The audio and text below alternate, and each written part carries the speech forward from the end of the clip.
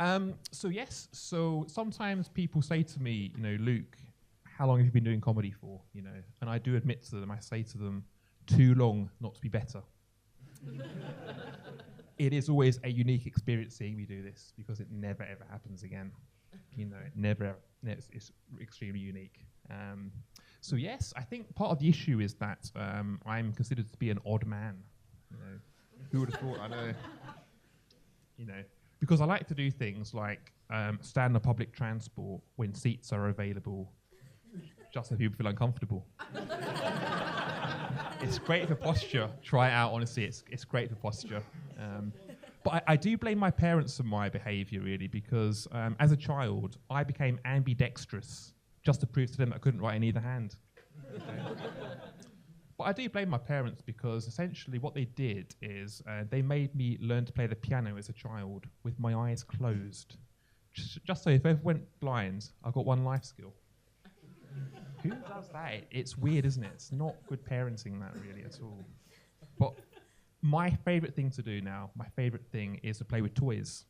I recently bought a figurine of the Joker just for inspiration.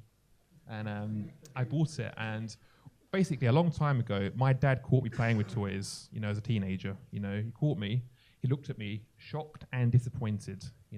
He was shocked at what I was doing, but more disappointed that was the one thing I chose to do, left on my own in the house, aged 19. And I said to him that night, as I say to you now, I've been to the Forbidden Planet. Not a lot of kids in there. The stock, on the other hand, flying off the shelves. So, I'm not alone. I am alone. That's probably clear, but it's the silent majority, I think. So yes. So that's essentially. I think there is always a gauge, isn't there? Really, there's a barometer really for sort of how long anyone can tolerate being in my company, really. So.